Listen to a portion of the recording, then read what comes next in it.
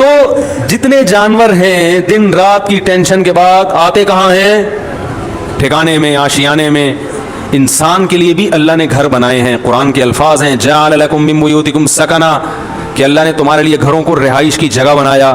سکنا جو ہے نا یعنی رہائش کی جگہ. اور اللہ نے یہ بھی فرمایا گھر بنتا ہے ریلیشن سے. جعل لکم من انفسکم ازواجا لتسکنوا الیہا، اللہ نے تمہارے لیے جوڑے پیدا کیے تاکہ تم سکون حاصل کرو. تو نکاح ہوتا ہے، گھر وجود میں آتا ہے، اور اللہ نے بتایا کہ یہ جو تمہارے گھر میں آئی ہے اس سے تمہیں کیا ملے گا؟ سکون ملے گا. تو پتہ چلا یہ تو سارا پروسیس ہے کس کے لیے؟ سکون کے لیے بھائی. اور ہمارے ہاں زیادہ تر ٹینشنوں کے واقعات گھروں کے ہوتے ہیں. جن کے گھر نہیں ہیں وہ سکون سے ہیں، اور جن کے گھر ہیں وہ ڈپریشن کی گولیاں کھا رہے ہیں. تو اس کا مطلب معاشرے میں کوئی بہت ہی الٹا کام ہو رہا ہے جو بالکل فطرت سے ہٹ کر ہے. کیا ایسے یار کیوں سمجھ میں کیوں نہیں آ رہا؟ دیکھو روٹی پیٹ بھرنے کے لیے ہے نا، روٹی سے پیٹ نہیں بھر رہا، مطلب وہ بہت ہی کچھ ایسا چیز آپ نے کھائی بھی ہے، یہ کچھ ایسا لائف اسٹائل ہے کہ آپ کا تو میدا ہی الٹا کام کر رہا ہے.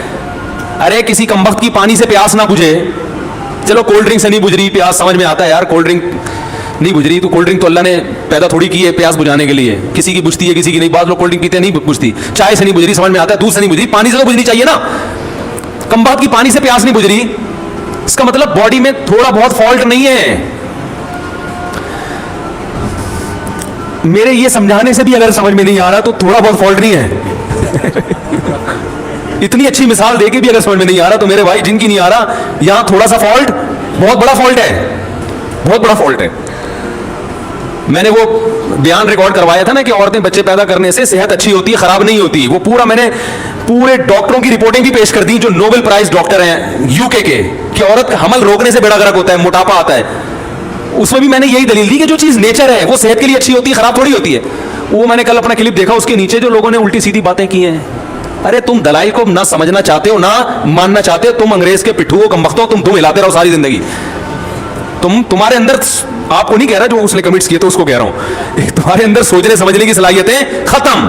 تمہیں جو لائن پہ لگا دیا نا 2 بچے تو بس تم اس میں لگے رہو، اب برباد کر دو اپنی بیویوں کی صحت بھی، اپنی صحت بھی، اور اپنا خاندان بھی تباہ کر دو.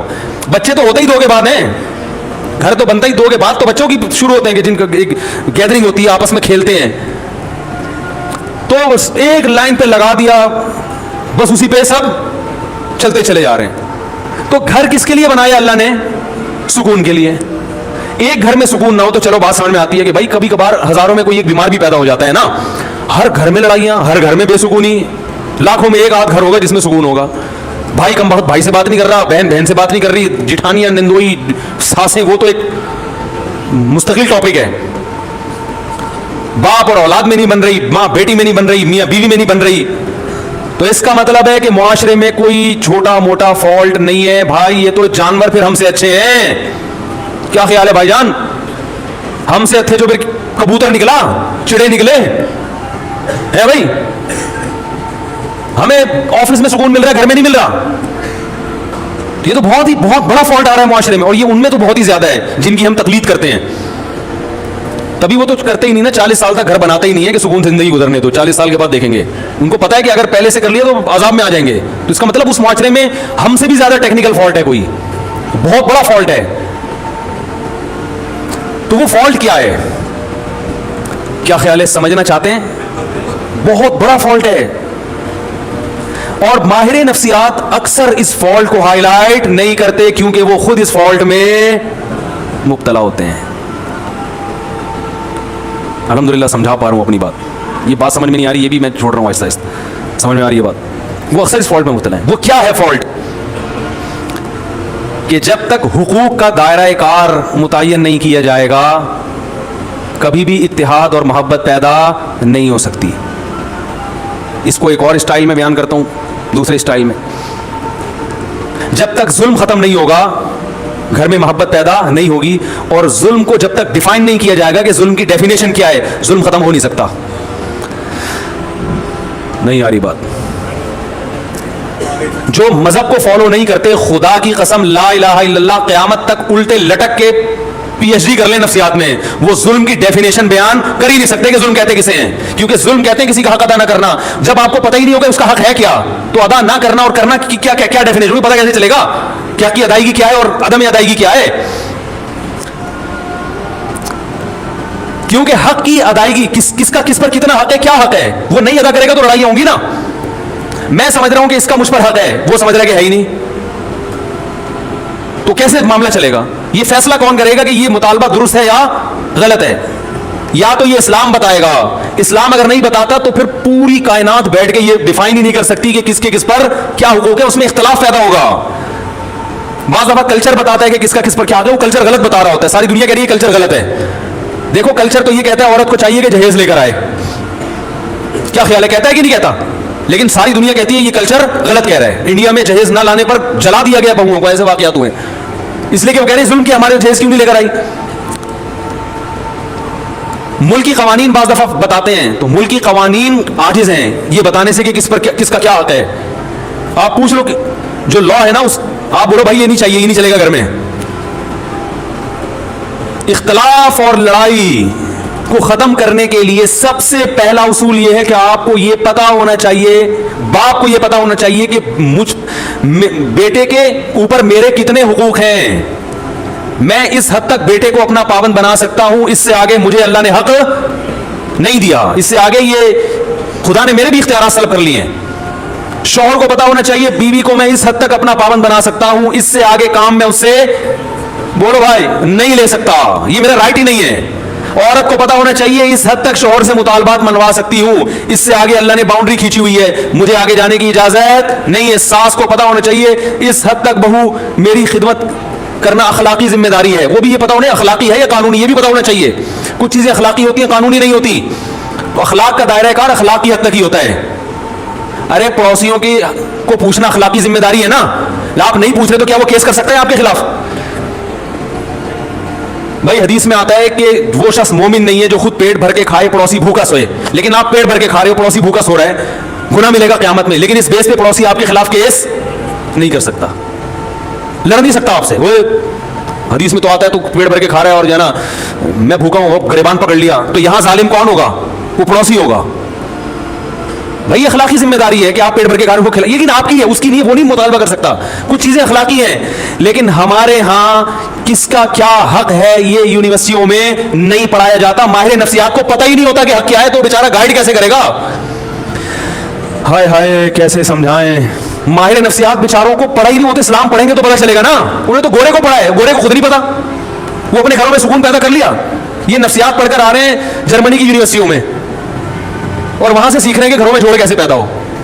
جنہوں نے ان کو پڑھایا اس پروفیسر سے پوچھو کہ تمہارے گھر میں جوڑ ہے، وہ کہے گا میرا تو گھر ہی نہیں ہے، اور اس لیے نہیں ہے مجھے پتا تھا گھر ہوگا تو پھٹے ہوں گے. تو ہم نے کہا بھی 55 سال میں کریں گے شادی. وہ تمہیں بتائے گا گھروں میں جوڑ کیسے پیدا ہو. یار کیا رینجرز کا کیس ہے بھائی، خطرناک کیس بنانے والا ہوں آپ کے خلاف. سارے مسائل یہاں سے کھڑے ہو رہے ہیں، گھروں میں جھگڑے لڑائی، دفتروں میں. بھائی آپ کو پتہ ہی نہیں ہے کہ میں کہاں تک جا سکتا ہوں. دیکھو فوج میں پھٹے کم ہوتے ہیں، پولیس میں بھی، تھانے میں پھٹے کم ہوتے ہیں. وجہ اس کی یہ ہے کہ ایک رنگ روٹ کو پتا ہے کہ آفیسر کی بات میں نے ماننی ہے، کن باتوں کو ماننا ہے اور کون سی بات ایسی ہے جو میرے اوپر لازم نہیں ہے. اگر کوئی آفیسر میرے سے گھر سے پوچھا لگوانا شروع کر دے تو یہ میرے اوپر، اور آفیسر کو پتا ہے کہ میں نے یہ شروع کر دیا تو میرے خلاف کیس بھی ہو سکتا ہے. تو پھٹوں کا ریشو فوج میں پولیس میں سب سے کم ہے، کیونکہ قانون ہے، ان کو لکھا ہوا ہے کہ یہ ذمہ داری ہے. دفتروں میں بھی پھٹے اکثر کم ہوتے ہیں کیونکہ باس کو پتا ہے کہ یہ امپلائی میرا کتنا تابع ہے، اس کو تنخواہ اس چیز ریٹرن میں لکھا ہوا ہوتا ہے کہ بھائی تجھے اس چیز کی تنخواہ مل رہی ہے، تو نے اتنے بجے آنا ہے، یہ کام کر کے دینا ہے. کرے گا تو میری بلا سے تو شکل کا اچھا ہے برا ہے بھائی، تجھے ملیریا ہے، تجھے ٹی بی ہے، تجھے کیا ہے، تو نے پولیو کی ویکسینیشن کروائی بھی ہے کہ نہیں کروائی بھی، مجھے میری ہیڈ ایک نہیں ہے. یہی ہوتا ہے نا بھائی، یہ کام ہے، یہ کر کے دو گے تو تنخواہ ملے گی، نہیں تو پتلی گلی سے نکلو. اس لیے وہاں بھی پھٹوں کا ریشو کیا ہے، وہاں پھٹے ہوتے ہیں غیبتوں کی وجہ سے. وہ باس وہ دیکھو وہ چمچا بنا ہوا ہے، اس کو تنخواہ بڑھا دی ہم کیونکہ ایمانداری سے کام کر رہے ہیں، ہماری تنخواہ نہیں بڑھ رہی ہے. اتنی اور بھی باتوں کی حد تک ہوتا ہے. ایسا نہیں ہوتا کمپنی بند ہو جائے پھٹوں کی وجہ سے، صرف باتیں کریں گے. وہ تو شوق ہے مسلمانوں کو باتیں کرنے کا، کیونکہ کام ہم تو ہوتا ہے گورنمنٹ کے اداروں میں زیادہ ہوتا ہے نا، کیونکہ وہاں تو کام ہی نہیں ہوتا، تو باتیں کر کے ٹائم پاس کرنا ہوتا ہے. لیکن گھروں کے جو پھٹے ہوتے ہیں وہ خطرناک، چاقو نکل آتے ہیں، چھریاں نکل آتی ہیں. 2 سال تک بھائی بھائی سے بات ہی نہیں کر رہا، طلاقیں ہو جاتی ہیں، بچے رول جاتے ہیں. डिप्रेशन में चले जाते हैं। हमने नहीं देखा कोई बॉस की वजह से डिप्रेशन में गया हो। ऐसे मियाँ बहुत देखे हैं जो बीवी की वजह से, औरतें शौहर की वजह से, बहुएं सास की वजह से, सास अपनी सास की वजह से। आप कहने वाले थे सास बहू की वजह से, अब तक ऐसी रिपोर्ट आई नहीं है, वो छोड़ें भी ज़्यादा। तो खुद समझदार हैं आप लोग। वो सास भी डिप्रेशन में आती है, लेकिन वो किसकी वजह से? अपनी सास ने उसको डिप्रेशन का मरीज बना के दुनिया से गई होती है, तो वो आगे पार्सल कर रही होती है ये अमानत बहू की तरफ, ठीक, कि मुझे जो विरासत में डिप्रेशन मिली थी वो मैं पूरी पूरी कहाँ ट्रांसफर कर रही हूँ? बहू को। अब जब झगड़े होते हैं सास बहू के बहुत, हम कहते हैं भाई अलग करो, तो माँ बाप फिर गैरत के ताने, हमने दूध पिलाया जवान कर दिया, अलग हो रहे हो। हालांकि माँ बाप का राइट नहीं है, ये आपका हक ही नहीं है। बेटा जवान हो गया, बिल्कुल अलग रह सकता है, वो ना रहे अच्छी बात है, साथ में जो बरकत है वो अलग, लेकिन ये वही है, अखलाकी कुछ और चीजें होती हैं, लेकिन पड़ोसी गिरबान थोड़ी पकड़ सकता है आपका कि भाई हदीस में आता है तो मुझे खिलाया करो, तो खिलाओ। तो माहिर नफ्सियात से गुजारिश है, जब लोगों को मोटिवेट किया करें, कुछ अच्छे भी हैं अल्हम्दुलिल्लाह, हर जगह अच्छे बुरे भी होते हैं, अच्छे तो सारे ही हैं, लेकिन बहुत सी चीज़ों में बेचारों के पास खुद गाइडेंस नहीं होती, गाइडेंस नहीं होती। वो इंग्लिश के अल्फाज घुमा रहे होते हैं एक्चुअली यूँ वगैरह वगैरह, मुझे तो इतनी इंग्लिश नहीं आती। तो बात सही होनी चाहिए, चाहे इंग्लिश में हो या उर्दू में हो या पंजाबी में हो। लोग जबान को देख रहे हैं आजकल, स्टाइल को देख रहे हैं, बातों को, क्योंकि फिल्मों का दौर है ना, ड्रामों का दौर है, जिसके स्टाइल अच्छे लोग मुतासर हो रहे हैं, बात को तो देख नहीं रहे। बात भी हो स्टाइल भी हो फिर मजा है, क्या ख्याल है? बात भी हो और स्टाइल भी हो, और अगर स्टाइल नहीं है तो बात को ज्यादा फोकस करना चाहिए। स्टाइल की इतनी वैल्यू नहीं है, लेकिन बात बहरहाल सही होनी चाहिए। तो आपको ये पता होना चाहिए कि मेरे मातहत जो लोग हैं, मैं उनको इस हद तक पाबंद बना सकता हूं, इससे ज्यादा शरीयत ने मुझे हक बोलो नहीं दी। ये सबसे पहले वालिदैन पर आता है। हमारे यहाँ पता है सिस्टम क्या चल रहा है? जिसकी लाठी उसकी भैंस। बेटा फरमाबरदार होगा तो बाप उसको निचोड़ लेगा, बोले कि हर बात मानता है, तो इसकी यही गलती है कि हर बात मानता है। कम वक्त कहीं नो कर दे तो बाप बेटे के पूरे माशरे में जलील कर देता है, मेरा बेटा मेरी बात नहीं मान रहा। अरे वो हर बात मान रहा है। एक दफा एक अब्बा है, मुझे कहने लगे मेरा बेटा ये मेरा, मैंने कहा यार ऐसे बेटे आजकल ऑर्डर पे नहीं मिलते, इतना नेक है। एक चीज में अगर उसने इंकार कर दिया और वो उसका हक भी है, तो आपको तो कहना चाहिए बेटा मैं, यानी आपको तो उसका दिल जीतना चाहिए। लेकिन चूंकि बेटा फर्माबरदार मिल गया तो अब्बा उसको पूरी तरह निचोड़ रहे हैं। अगर वही नाफरमान होता तो अब्बा कहते सिर्फ 100 में से एक भी मान ले तो मैं खुश हो जाऊंगा। सीजन ये चल रहा है, सही है ना, मौसम चलता है ना, अभी आम का मौसम खत्म, अंगूर आ गए, तो सीजन होता है ना, जब अंगूर है तो हर जगह अंगूर ही अंगूर नजर आएंगे आपको। और यही हाल अब्बा का है। जब तक अब्बा आपकी मजबूरी है, आपके अब्बा बहुत अच्छे, पैसे निकलवाने उनसे, जहां अब्बा की जरूरत नहीं रही वहां अब्बा से ज्यादा टेंशन वाला आपके घर में, जब अब्बा बूढ़े होते हैं तो कैसा सताया जाता है उनको। ये हमारे मुआशरे में अक्सर होता है। बूढ़ा होने की देर होती है बेचारे की, वो खांसता हुआ भी बुरा लग रहा होता है, हर चीज में वो क्या लग रहा होता है, बुरा, ये जाएगा कब। और बाकी हुकूक को इसी पर क़यास कर लें तो ये जो अल्लाह ने फरमाया उदखुलू फिस्सिल्म काफ़ा, मुकम्मल इस्लाम में दाखिल हो जाओ, इस मुकम्मल में ये भी है कि आपको ये पता होना चाहिए कि सामने वाले के मुझ पर कितने हुकूक हैं। एक छोटा सा वाक़या सुना के बयान ख़त्म करता हूँ। हमारे शेख मुफ्ती रशीद अहमद साहब बड़े बुजुर्ग थे, हम उनका बहुत एहतराम, उनके ग़ुलामों के ग़ुलाम थे, ग़ुलामों के ग़ुलाम। मैंने हज़रत से कोई बात अर्ज़ की कि हज़रत कुछ ऐसी बात है, कुछ घर से मुताल्लिक। हज़रत ने वो बात मशवरे के लिए किसी से जिक्र कर दी, तो मैंने हज़रत से अर्ज़ किया हज़रत ये घर की बात थी, ये बाहर नहीं आनी चाहिए थी। हज़रत ने मुझसे माजरत करना शुरू कर दी, कई गलती हुई है मुझसे, हालांकि वो बात कोई ऐसी नहीं थी। अब अगर वो ये कहते कि मैं चूंकि बुजुर्ग हैं, मैं बड़ा, मैंने कर दी तो क्या हो गया, हम तो कुछ नहीं कहते, क्योंकि अखलाकी जिम्मेदारी है कि बड़ों से अगर गलती भी हो जाए तो माफ़ करो। यही है ना अखलाक तो अखलाकी तौर पे तो शरीयत हमें इसी का पाबंद करती है।